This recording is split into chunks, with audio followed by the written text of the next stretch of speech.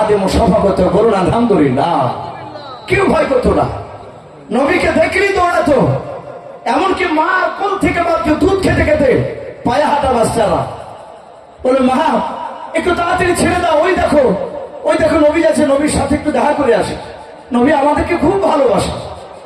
সবাই হাসতো, আল্লাহ রাসূলকে এত ভালোবাসতো।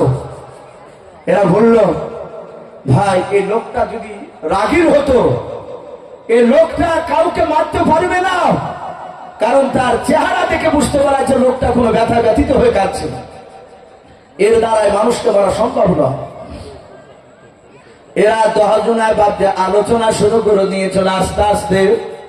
এ লোকটা পাগল নয়, এর নাম তো আমরাও জানি না, কিন্তু আবু জেহেল তো নাম বলে নাই, শুধু বলেছে পাগল। আল্লাহ রাসূল বাপজি কান্না ঘুরিতে ঘুরিতে নবীজির বাপজি কানে গিয়ে যখন আওয়াজটা ধাক্কা লেগে গেল, দরদ নবী আমার মাথাটা উঁচু করে আস্তে করে বলেন, গো তাম্বুর বাইরে যুবকেরাও কারা আছো বাবা, তোমরা দাঁড়িয়ে থেকো না, দূরে কাছে চলে এসাও। যুবকেরা দেখলো আর পালানোর রাস্তা নাই, কারণ এই লোকটা পাগলটা তো দেখে নিয়েছে, আমাদের আওয়াজ শুনে নিয়েছে। এরা 10 জনায় আল্লাহ রাসূলের কাছে গিয়ে দাঁড়িয়ে বলছেন, ভাই দয়া করে বলুন আপনার নাম কি, আপনি কে? আপনাকে মক্কার বড় পাগল নয়, মক্কার বড় নেতা আপনাকে বড় পাগল বলেছিল আমাদের সামনে, কিন্তু আপনার চেহারাগুলো থেকে দেখলাম, আপনার চেহারার দিকে চেয়ে দেখছে, আপনার মিষ্টি আওয়াজ শুনে দেখছে আপনি পাগল হতে পারেন নাই। আপনি দয়া করে আপনার নামটা বলুন। আল্লাহর নবী জনাবে মুহাম্মদ রাসূলুল্লাহ সাল্লাল্লাহু তাআলা আলাইহি ওয়াসাল্লাম বলেন, বাবা তোমাদের বাড়ি কি মক্কা নগরে নয়? বলে নাও। তোমাদের বাড়ি তায়েফ নগরে নয়? বলে নাও। তোমাদের বাড়ি ওই মদিনায়? বলে হ্যাঁ। ডাক দিয়ে রাসূল বলে, তোমাদের কাছে আবু জেহেল গিয়েছিল, রাত্রি বেলায় বারণ করেছিল? বলে হ্যাঁ। তোমাকে পাগল বলেছে, তাই আমরা লুকিয়ে দেখতে এসেছিলাম। আল্লাহ নবীজির বাপজি কথা আলোচনা শুরু করে দিলেন। এরা 10 জনায় বিশ্ব নবীর কথা শোনার পর তারা বাবা থমের মতো হয়ে দাঁড়িয়ে, তারা আল্লাহর নবীজির সব কথাগুলো শুনে তারা সাদা হাতে কলমা পড়ে ঈমান আনলো। জোরে বলুন সুবহানাল্লাহ। এরা বাপজি আর ফিরে যায় নাই। বিশ্ব নবী বলেন, বাবা তোমরা কি যাবা না? বলে নাও। এত সুন্দর মিষ্টি আওয়াজ শুনে বাড়ি যাব নাও। ওদিকে বাবা মদিনার 40 জনা বাবা বয়স্ক লোকেরাও তারা উঁকি মেরে মেরে দেখছে কি ব্যাপার, পাগলটার কাছে গেল।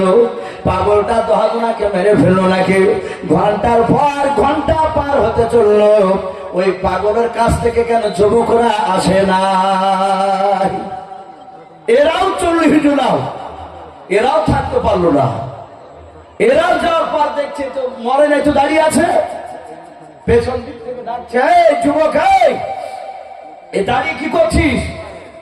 তোদেরকে বলেছিলাম না যে পাগল নাকি, একটু দেখে যে আমাদের সামনে গিয়ে বলবি। এরা কথা বলে না, পেছন দিকে ঘুরে তাকাচ্ছি না। এরা ফাড়ি দিয়ে বা যেভাবে ঠেলা দিয়ে যাহাতে রাসূলুল্লাহর চেহারার দিকে চেয়েছে, এরাও বাপকে রাসূলুল্লাহর চেহারা দেখে অবাক। এরা থাকতে পারলো না। এরাও কয়েক মিনিট কথা শোনার পর এরা সবাই কলেমা পড়ে মুসলমান হয়ে গেল। জোরে বলুন সুবহানাল্লাহ। তাহলে আবু জেহেল চেষ্টা করেছিল একটা লোকে যেন কলেমা না শুনে, না পড়ে, পড়ে নাই। আবু জেহেল যত চেষ্টা করেছিল ঈমানকে তাড়াতাড়ি মিটিয়ে দেওয়া, কোরআনকে ধুলার সাথে মিশিয়ে দেওয়া, তত তাড়াতাড়ি ইসলাম প্রচার হয়েছে। বলুন আলহামদুলিল্লাহ। আজ গোটা পৃথিবীতে এক শ্রেণীর মানুষ, সবাই নয়, তারা কোরআনের বিরোধিতা শুরু করেছে। ছোট করে তারা চেষ্টা করছে মুসলমানকে শেষ করে দিব, কিন্তু না ভাই, ওরা জানছে, ওরাও লক্ষ্য করে দেখছে পৃথিবীতে অমুসলিম তারা নিচু ঘরে নয়, বড় বড় দামি তারা লোক এমন ভাবে ঈমান আনছে, মনে হয় আর কয়েক বছরের মধ্যে গোটা পৃথিবীর এমন কোন জায়গা বাকি থাকবে না সেই জায়গায় কলেমার পতাকা উড়বে না। জোরে বলুন সুবহানাল্লাহ। বাপজি আমার সোনা দাঁড়েরা, যত চেষ্টা করবে শেষ করার, তত তাড়াতাড়ি সেটা বাপজি জাগ্রত হবে। ভাই আপনি মনে রাখবেন, আপনার বিরোধিতা শুরু করা মানে জানবেন আপনার ইজ্জত আল্লাহ বাড়াতে শুরু করেছে। মানুষের কাছে কিছুদিন একটু কষ্ট হবে, কিন্তু আল্লাহ সম্মান আপনার বড় করে দেব। আমি বলছিলাম সেই আবু তালিবের কথাটা, ওরা চেষ্টা করেছিল আবু জেহেলরা রসুলের দিনের দাওয়াত যেন মক্কার বাইরে যেন না যায়, যেন চারিদিকে না পৌঁছায়। তা আবু তালিবকে বাপজি ধমক দিয়েছিল। আবু তালিব খাবারের বাসন নিয়ে চাচা ভাতিজায় খাবার খেতে বসে আবু তালিব বলল, চিন্তা করলে আমি খাবার খাওয়ার আগে কথাটা বলবো না, খাবার খেয়ে নে তারপরে বলবো।